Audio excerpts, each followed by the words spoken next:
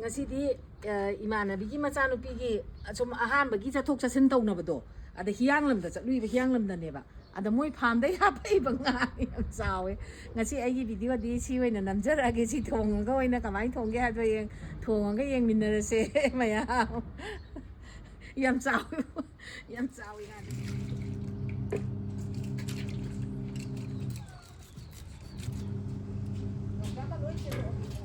maya ngasi ge aigi insang ma thenjidi smain tawjarage hiyang lamdai pirak nga duni se semtu e loire semaga si thonga kadoine si nga je si ge hoi thak maru kitang thakani yam thao de yongcha ama thakani aduga thonga kani aigi yongcha thakko yam chaningi nga thongda ado yongcha ama thaga nga je ma thonga ani adigi alu je piece ping ping ka aga taw tho aga ngani nga jiga ama ngawra kani si nga marum ni se nga marum jiga ama ngawra ani alu jiga hoi thak maru khara hapaga ngawra kani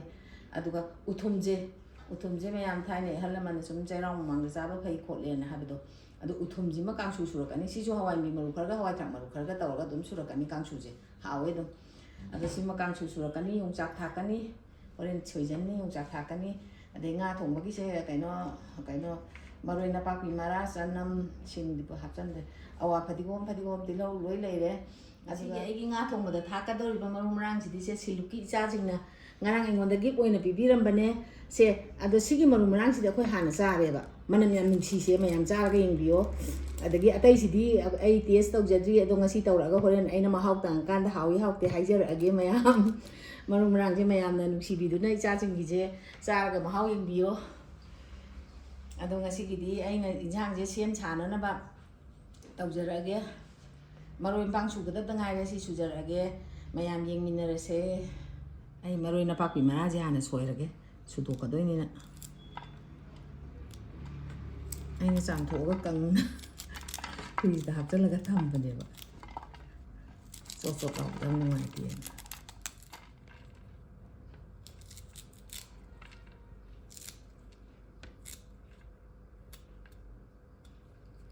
aina cham thoga phajan thamda kangjalle singje saishu mathang soiraga pulap surage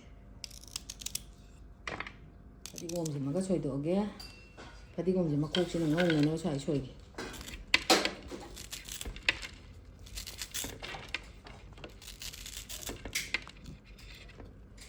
ya de sin hang thang na bani hore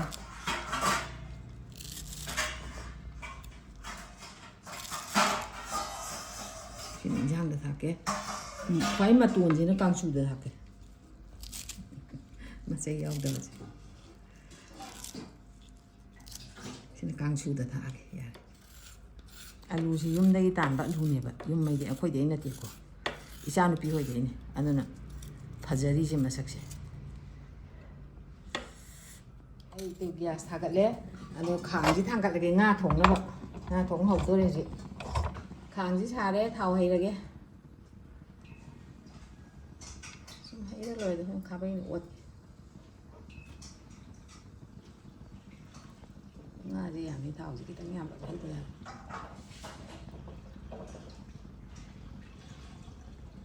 thau ji mun le tejwa se hana thadarage adagi se mithi thadarani adagi jira ma pun kitang nga hape ngasi di ai mai ngarang du putho pe du yaw de jira pun kitang nga hape ma thadarage ta ki na thadarage khang sida adagi singhara ma hapchalage sanam ju dum hapchalage pulap minna doi ni na kayam hapi nga yam adagi si padigom makok si ju thadarage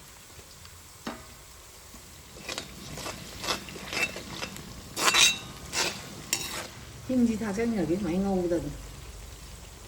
ki kaino du ni maru marang du ni se ada si oi ha geng si di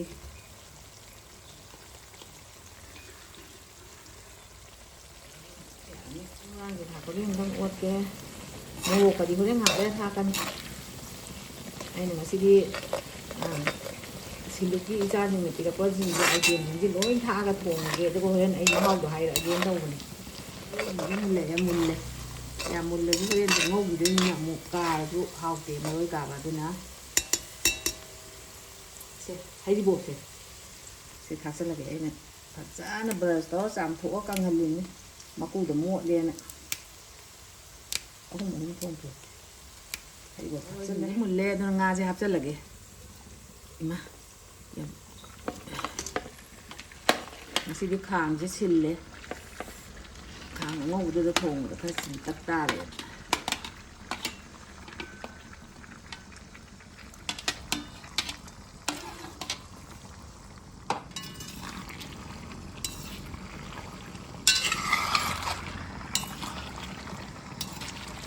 ꯑꯩꯈꯣꯏꯗ ꯍꯥꯞꯆꯟꯕ ꯇꯧꯍꯟꯕꯤ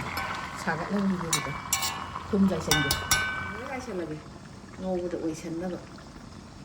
ꯍꯥꯏꯇꯥꯔꯦ ꯌꯥꯔꯦ ꯉꯥꯁꯦ ꯑꯃꯨꯛꯇꯪ ꯑꯣꯟꯊꯣꯛꯑꯒꯅꯦ ꯑꯣꯝꯁꯤꯜꯂꯒ ꯊꯝꯒꯦ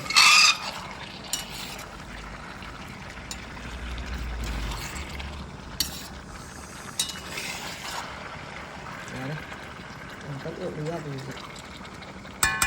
ꯊꯨꯝꯁꯦ ꯁꯤꯗ ꯀꯥꯝꯊꯣꯛꯑꯒꯦꯅ ꯇꯧꯔꯦ ꯍꯋꯥꯏ ꯊꯔꯥꯛ ꯃꯔꯨ ꯈꯔ ꯍꯥꯞꯄꯦ ꯑꯗꯩ ꯁꯤꯒꯤ ꯍꯋꯥꯏꯃꯤ ꯃꯔꯨ ꯈꯔꯁꯤꯒ ꯍꯥꯞꯄꯅꯤ ꯑꯗꯨꯒ ꯑꯗꯨꯝ ꯁꯨꯗꯣꯏꯅꯤ ꯁꯨꯃꯥꯏꯅ ꯏꯔꯥꯏ ꯂꯥꯏꯅ ꯌꯥꯝ ꯍꯥꯎꯋꯦ ꯊꯨꯝꯁꯦ ꯌꯥꯝꯃꯤ ꯌꯥꯝꯁꯅꯨ ꯍꯣꯔꯦꯟ ꯅꯪ ꯆꯥꯅꯕꯁꯨ ꯈꯥꯛꯀꯅꯤ ꯑꯩꯗꯤ ꯌꯥꯝ ꯆꯥꯅꯤꯡꯉꯤ ꯁꯤꯒꯨꯝꯕ ꯄꯣꯠꯁꯦ ꯄꯠꯊꯔꯒꯕꯨꯗꯤ ꯆꯟꯗꯣꯏꯕ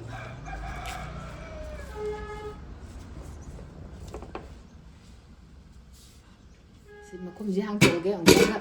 ꯑꯩꯅ ꯑꯣꯝꯁꯤꯜꯂꯒ ꯊꯝꯕꯅꯦ ꯃꯥꯗꯤ ꯈꯔ ꯀꯨꯏꯅ ꯉꯧꯗ꯭ꯔꯗꯤ ꯌꯥꯗꯦꯕ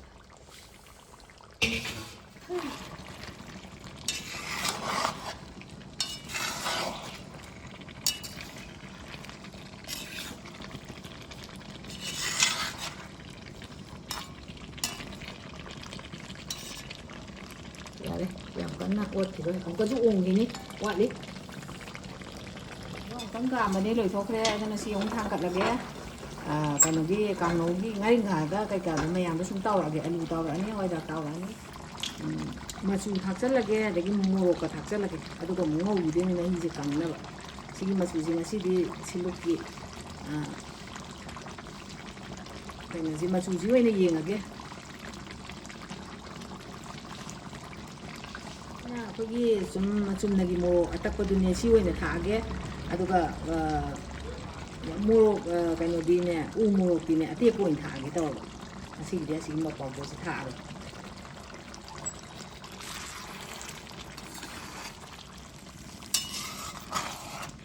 ꯎ ꯃꯣꯔꯣꯛ ꯑꯁꯨꯕꯁꯨ ꯌꯥꯎꯔꯛꯑꯦꯕ ꯃꯣꯏꯅ ꯄꯤꯔꯛꯄꯁꯤꯗ ꯑꯗꯩꯗ ꯏꯆꯥꯁꯤꯡꯅ ꯄꯤꯔꯛꯄꯁꯦ ꯑꯗꯣ ꯑꯗꯨꯗꯤ ꯉꯁꯤꯗꯤ ꯊꯥꯛꯑꯔꯣꯏ ꯆꯨꯝꯅꯒꯤ ꯃꯣꯔꯣꯛꯇꯨꯗꯅꯦ ꯊꯥꯛꯏꯁꯦ ꯌꯥꯔꯦ ꯊꯥꯛꯀꯗꯕꯗꯣ ꯊꯥꯎ ꯉꯧꯔꯤꯉꯩꯗ ꯊꯥꯛꯇꯦ ꯑꯗꯣ ꯃꯍꯤ ꯍꯥꯞꯇ꯭ꯔꯤ ꯏꯟꯁꯥꯡꯁꯦ ꯁꯤꯗ ꯊꯥꯛꯆꯜꯂꯅꯤ ꯃꯃꯤꯡ ꯈꯪꯗꯦ ꯁꯤ ꯃꯍꯤꯁꯦ ꯉꯥꯏꯍꯥꯛ ꯀꯪꯁꯤꯟꯅꯕ ꯉꯧꯈꯤꯅꯤ ꯁꯤꯒꯤ ꯃꯣꯔꯣꯛ ꯄꯥꯎꯗꯔꯁꯦ ꯌꯥꯝ ꯀꯨꯞꯅ ꯇꯛꯈꯥꯏꯕꯁꯦ ꯁꯤ ꯈꯔ ꯑꯃꯒ ꯊꯥꯛꯑꯒꯦ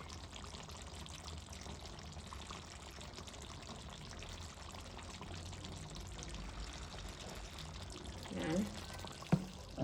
ꯑꯂꯨ ꯇꯥꯎꯅꯕ ꯀꯩꯀꯩ ꯇꯥꯎꯅꯕꯁꯦ ꯈꯥꯡꯁꯦ ꯁꯥꯔꯦ ꯊꯥꯎ ꯍꯩꯔꯒꯦ ꯌꯥꯝ ꯂꯦꯡꯉꯒ ꯐꯠꯇꯦ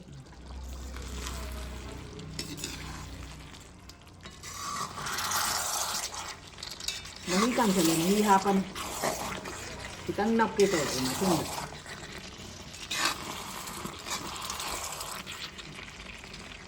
ꯃꯍꯤ ꯍꯥꯞꯄꯅꯤ ꯌꯥꯔꯦ ꯍꯋꯥꯏꯊꯔꯥꯛ ꯃꯔꯨ ꯁꯨꯝ ꯑꯅꯤꯃꯗꯪ ꯊꯥꯛꯄ ꯀꯥꯟꯗ ꯌꯥꯝ ꯊꯥꯛꯑꯣꯏ ꯁꯤꯈꯩ ꯊꯥꯛꯆꯜꯂꯒꯦ ꯍꯋꯥꯏꯊꯔꯥꯛ ꯃꯔꯨꯁꯦ ꯑꯗꯨꯒ ꯌꯣꯡꯆꯥꯛꯁꯦ ꯌꯣꯡꯆꯥꯛꯁꯦ ꯈꯔ ꯑꯃ ꯊꯥꯛꯑꯒꯦ ꯌꯣꯡꯆꯥꯛꯁꯦ ꯃꯈꯥ ꯑꯃꯨꯛꯇꯪ ꯊꯪꯍꯟꯈ꯭ꯔꯒꯦ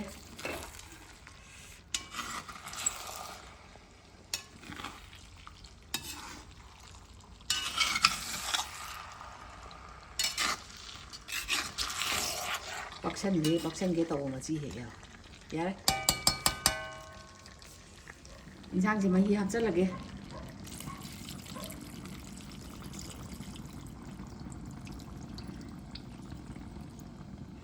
ꯌꯥꯔꯦ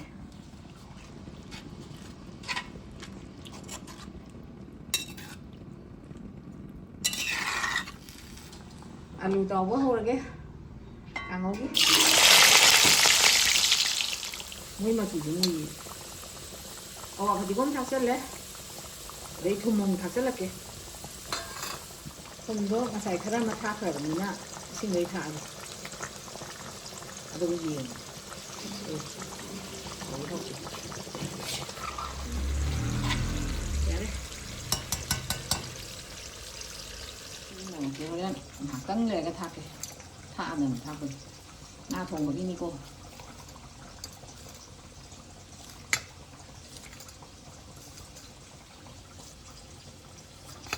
một sự thật rất là đẹp na thùng đấy tăng một trái cái tầm mà nhầm nó đẹp không chị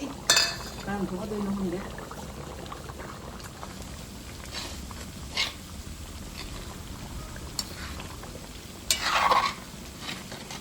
chả nó bị thân đi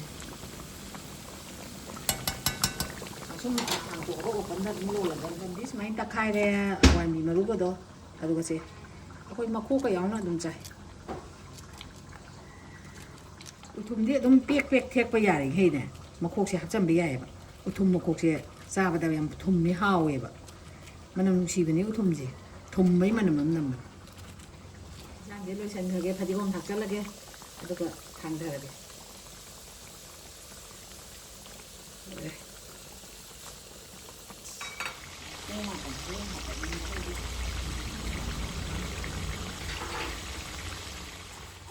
càng su su đấy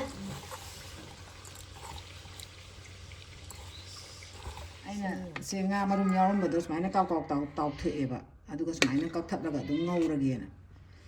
đấy anh chỉ tàu thệ hỏi rằng nó tàu thệ thảo gì à anh nói gì nga mà đúng mà đấy anh đi về cả tàu với cái này một đằng rồi đi nhưng mà rồi nó chỉ đã đúng ngọc chân là gì nó tàu đấy cái sông ngọc chân là ní thì lâu thì tháo ra đấy cái nga thùng cái xin hạt bánh ní thay làm hạt cái thằng này ní cho nằm hạt bánh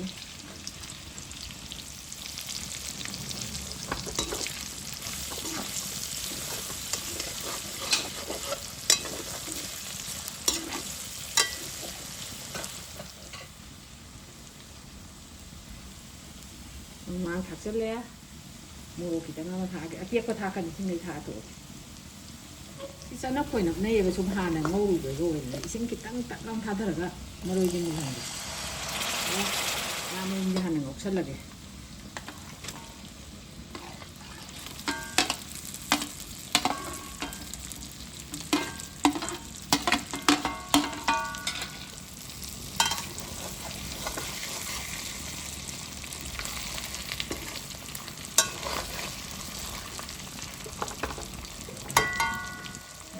không thật chất là cái gì đâu nha phụ nữ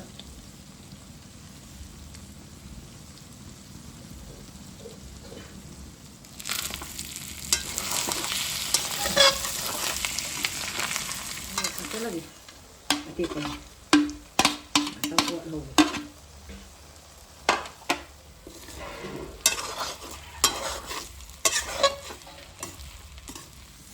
xin là xài đấy ngâu đi là đây nga mà luôn dìm cũng muốn một lần mà để không đầy gì rồi alu vào hỏi thằng mà lúc gì thằng tên là gì dạ một con mười cái đó ta hay dần hết luôn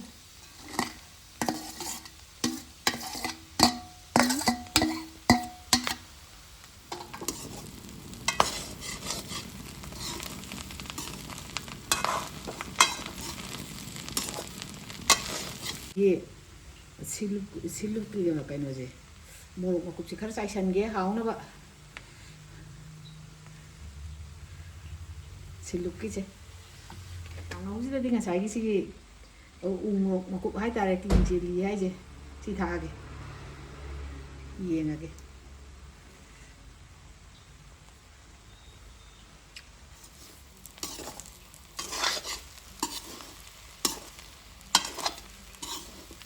nó ra đấy phải đi gom gì thắt chất là cái này thằng thôi tôi rồi thế mà không có học cái gì đó akan mana ngai tadi ngomong ke patah ni ya saya begitu ya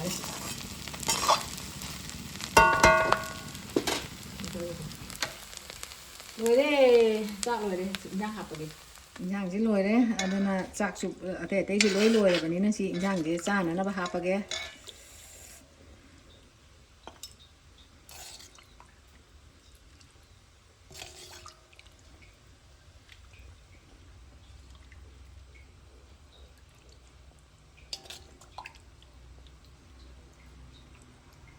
ꯑꯩꯗꯤ ꯌꯣꯡꯆꯥꯛ ꯆꯥꯅꯤꯡꯉꯦꯅ ꯌꯣꯡꯆꯥꯛ ꯊꯥꯛꯄꯅꯤ ꯍꯥꯞꯄꯛꯀꯦ ꯁꯤ ꯌꯥꯎꯔꯦ ꯌꯣꯡꯆꯥꯛ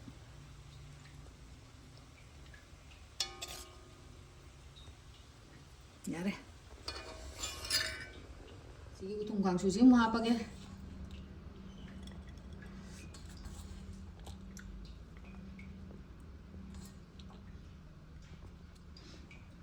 ꯌꯥꯔꯦ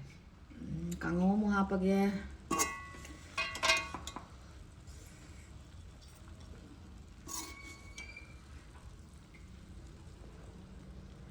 ꯌꯥꯔꯦ ꯐꯔꯦ ꯆꯝꯐꯨꯠ ꯈꯤꯇꯪ ꯑꯃ ꯍꯥꯞꯄꯒꯦ ꯊꯕꯤ ꯌꯥꯎꯔꯦ ꯀꯣꯕꯤ ꯌꯥꯎꯔꯦ ꯑꯗꯒꯤ ꯒꯖꯔ ꯌꯥꯎꯔꯦ ꯀꯣꯕꯤꯁꯤꯅꯤ ꯆꯥꯒꯗꯕꯗꯤ ꯑꯗꯩ ꯕꯤꯟꯁꯁꯨ ꯌꯥꯎꯔꯦ ꯁꯤ ꯀꯣꯂꯤ ꯍꯋꯥꯏꯗ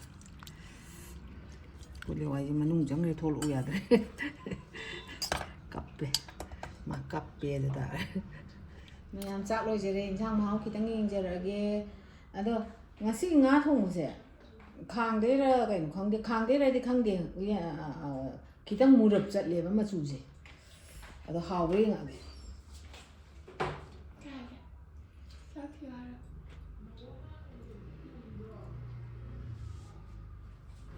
ꯉꯥꯁꯦ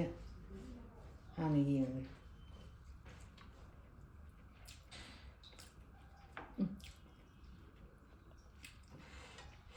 ꯃꯍꯥꯎꯗꯤ ꯂꯩꯌꯦ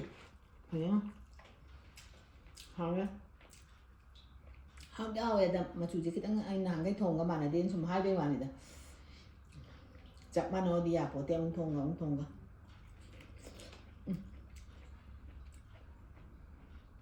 ꯍꯥꯎꯋꯦ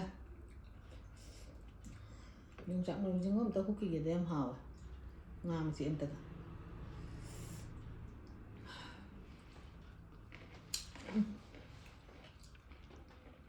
ꯌꯣꯡꯆꯥꯛ ꯂꯧꯔꯛꯄ ꯌꯣꯡꯆꯥꯛ ꯃꯔꯨ ꯑꯃ ꯍꯥꯎꯕꯅꯦ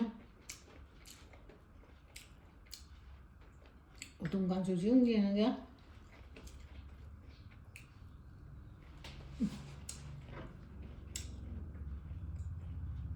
ꯌꯥꯝ ꯑꯩ 우동 ꯀꯥꯡꯁꯨꯁꯤ ꯌꯥꯝ ꯍꯩꯅꯦ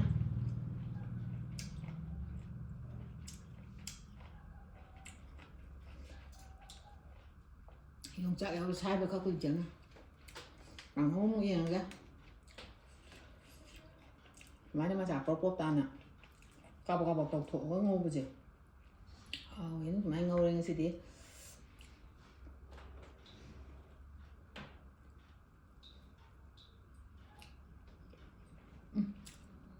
ꯀꯥꯡꯍꯧꯁꯨ ꯍꯥꯎꯋꯦ ꯊꯨꯝ ꯃꯣꯔꯣꯛ ꯆꯞ ꯆꯥꯏ ꯉꯥꯔꯤꯡ ꯊꯨꯝꯅꯝꯃꯦ ꯑꯗꯣ ꯃꯌꯥꯝ ꯑꯩꯅ ꯉꯁꯤ ꯉꯥ ꯊꯣꯡꯕꯁꯦ ꯁꯤꯂꯨꯛꯀꯤ